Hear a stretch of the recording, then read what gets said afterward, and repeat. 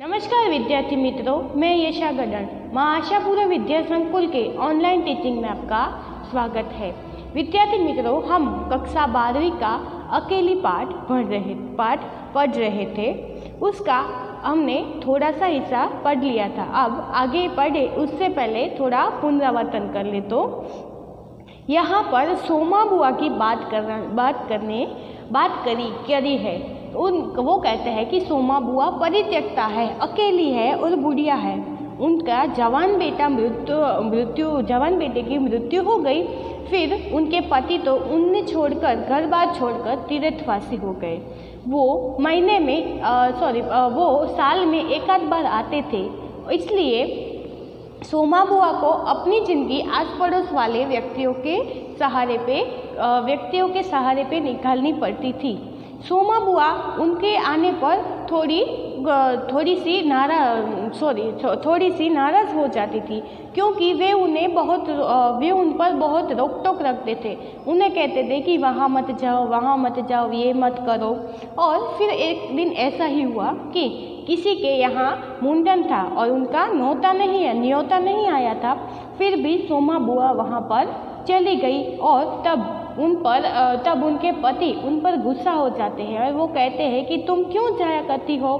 फिर सोमा बुआ थी, वो बाहर बैठ कर रो रही थी और दुखी हो रही थी कि वो इन्हें इतना सारा कहते हैं। फिर राधा जब ऊपर से आती है तो वो राधा को सारी कहानी सुनाते हैं कि अगर मैं नहीं जाती तो वहाँ ये सब कुछ हो जाता। अब आगे देखें तो सन्यासी महाराज क्यों बिगड़ पड़े? उन्हें तुम्हारा आना जाना अच्छा नहीं लगता बुआ? यो तो मैं कहीं आऊँ जाऊँ सो ही इन्हें नहीं सुहाता। और फिर कल किशोरी के यहाँ से बुलावा नहीं आया। अरे मैं तो कहूँ कि घर वालों का कैसा बुलावा? वे लोग तो मुझे अपनी माँ से कम नहीं समझते। नहीं तो कौन भला यूँ भट्ठी और भंडार घर सौंप दे, पर उन्हें कौन समझाए? राधा कहती है कि तो सन्यासी जी महाराज क्यों बिगड़ गए? उन्हें तुम्हारा आना जाना अच्छा नहीं लगता।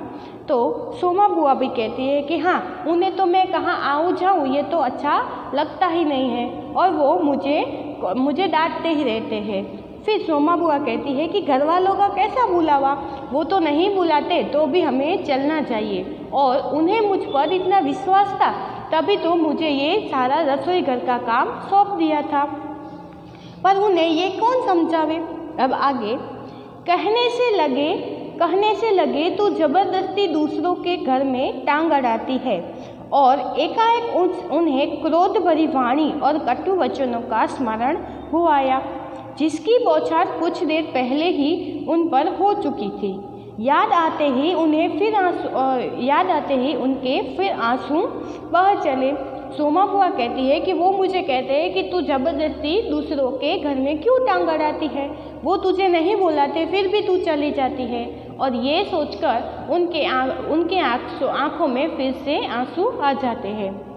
अरे रोती क्या हो बुआ? कहना सुनना तो चलता ही रहता है। सन्यासी महाराज 1 महीने को तो आकर रहते हैं, सुन लिया करो और क्या। राधा कहती है कि तो इसमें रोती क्या हो? वो तो साल में 1 बार आते हैं, तो उनकी बातें सुन लिया करो। सुनने को तो सुनती हूँ, पर मन तो दुखता ही है कि 1 महीने को आते हैं फिर भी मीठे बोल नहीं बोलते। मेरा आना जाना इन्हें सुहाता नहीं।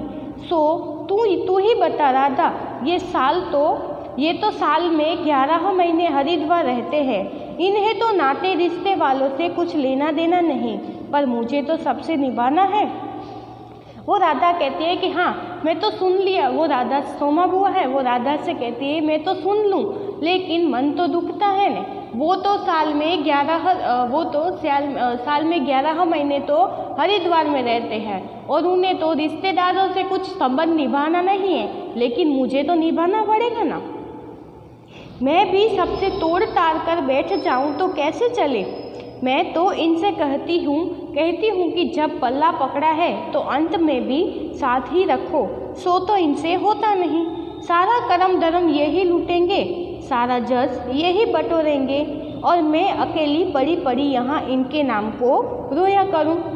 उस पर से कहीं आऊँ जाऊँ वह भी इनसे बर्दाश्त नहीं होता। और बुआ फूट फूट कर रो पड़ी। राधा ने आश्वासन देते हुए कहा, रो नहीं बुआ, अरे वे इसलिए नाराज़ हुए कि तुम बिना बुलाए तुम वहाँ पर चली गई। राधा से सोमा बुआ कहती है कि मैं भी सारे रिश्तेदारों से नाता तोड़ लूँ तो कैसे चलेगा, मुझे तो किसी से निभाना पड़ेगा ना। वो तो यहाँ पर, वो तो वहाँ पर रहते हैं, वो ही सारा धर्म कर्म करेंगे और मैं यहाँ पर पड़ी पड़ी इनके नाम का रहूँगी। और फिर वो सोमा बुआ है वो रो पड़ती है। फिर राधा उन्हें आश्वासन देकर कहती है कि वो तो तुम पर इसलिए गुस्सा हुए थे कि तुम बिना बुलाए चली गई थी। बेचारे इतने हंगामे में बुलाना भूल गए तो मैं भी मान करके बैठ जाती। फिर घर वालों का कैसा बुलाना। मैं तो अपनेपन की बात जानती हूँ। कोई प्रेम रखे तो 10 बुलावे पर भी नहीं जाऊँ। कोई प्रेम नहीं रखे तो 10 बुलावे पर भी नहीं जाऊं और प्रेम रखे तो बिना बुलाए सिर के बल जाऊं। वे राधा से कहती है कि बेचारे इतना काम होगा, व्यस्त हो गए इसलिए बुलाना भूल गए। तो क्या मैं यहाँ पर मैं ऐसा मुंह फुला कर उनके बैठी रहूं कि उन्होंने मुझे नहीं बुलाया। और घर वालों का तो कैसा बुलावा होता है, वहाँ पर तो ऐसे ही चला जाना चाहिए। और वो कहती है कि अगर कोई मुझे प्रेम से बुलावेंगे, कोई प्रेम रखेंगे मेरे से तो मैं बुलावेंगे नहीं, फिर भी जाऊंगी। अब आगे, मेरा अपना हरकू होता और उसके घर काम होता तो क्या मैं बुलावे के भरोसे बैठ रहती। हरकू यानी यहाँ बुआ के बेटे की बात की गई है। मेरे लिए जैसा हरकू वैसा किशोरीलाल। आज हरकू नहीं है, इसी से दूसरों को देख देख कर मन भरमाती रहती हूँ। और वे हिचकियाँ लेने लगी। फिर वो कहती है कि अगर मेरा बेटा हरकू है वो भी उसके घर काम होता तो क्या मैं यहाँ ऐसी ही बैठ रहती। मेरे लिए तो हरकू भी इतना ही है और किशोरीलाल भी इतना ही है। वो तो आज नहीं है यहाँ पर उनको देख देख कर मैं अपना मन भर लेती हूँ। पापड़ों को फैलाकर स्वर को भरकर कोमल बनाकर राधा ने कहा, तुम भी बुआ बात को कहाँ से कहाँ ले गई। अब चुप भी हो जाओ। अच्छा देखो, तुम्हारे लिए एक पापड़ भूनकर लाती हूँ, खाकर बताना कैसा है। और वह पापड़ लेकर ऊपर चढ़ गए। फिर राधा उन्हें आश्वासन देकर कहती है कि तुम भी बुआ कहाँ की बात को कहाँ ले जाती हो, बस अब चुप भी करो, रो मत। और वो पापड़ लेकर ऊपर जाती और कहती है कि मैं आपके लिए पापड़ सेक के लाती हूँ। कोई सप्ताह भर बाद बुआ बड़े प्रसन्न मन से आई और सन्यासी जी से बोली, सुनते हो, देवर जी के ससुराल वालों की किसी लड़की का संबंध भागीरथ जी के यहाँ हुआ है। वे सब लोग यहीं आकर ब्याह करेंगे। देवर जी के बाद तो उन लोगों से कोई संबंध नहीं रहा, फिर भी है तो समझी। वे तुमको तो बुलावे बिना नहीं मानेंगे। फिर एक सप्ताह हो गया। फिर वो खुश होकर अपने पति के पास आती है और उनको कहती है कि सुनिए, देवर जी के ससुराल वालों के किसी लड़की का संबंध यहाँ भगीरथ जी के यहाँ हुआ है। उन्होंने देवर जी के मृत्यु के बाद हमसे तो रिश्ता नहीं रखा, लेकिन वो ब्याह में तुम्हें बुलाए बिना नहीं रहेंगे। समधी को आखिर कैसे छोड़ सकते हैं। और बुआ पुलकित होकर हंस पड़ी। सन्यासी जी की मौन की उपेक्षा यानी उदासीनता से न उनके मन को ठेस तो पहुंची, फिर भी वे प्रसन्न हुई। इधर जाकर वे इस ब्याह की प्रगति की खबरें लाती। आखिर एक दिन वह भी सुन आई कि उनके समधी यहाँ आ गए।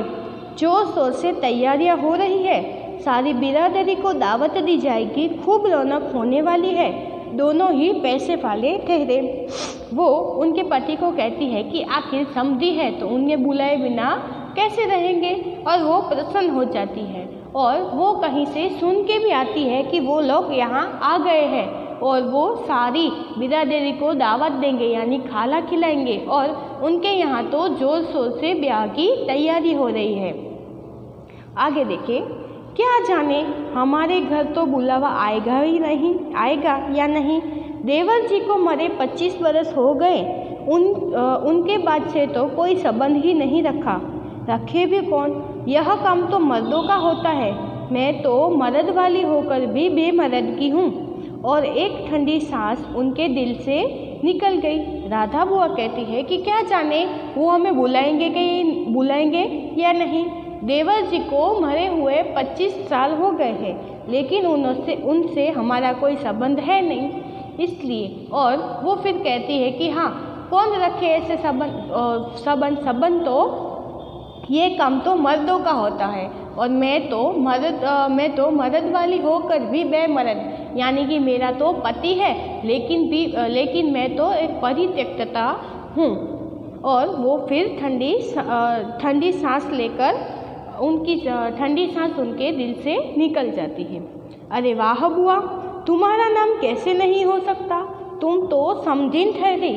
देवर चाहे न रखे पर कोई रिश्ता थोड़े ही टूट जाता है। दाल पीसती हुई घर की बड़ी बहू बोली। वहाँ पर एक बड़ी बहू थी घर की, वो बोली कि अरे बुआ, तुम्हारा नाम कैसे नहीं हो सकता, वो तुम्हारे समधी है और देवर से रिश्ता टूट गया है, लेकिन वो तो तुमसे थोड़ी ना रिश्ता तोड़ेंगे। तो विद्यार्थी मित्रों, आज हमने यहाँ तक पढ़ा, आगे का पाठ हम नेक्स्ट वीडियो में पढ़ेंगे।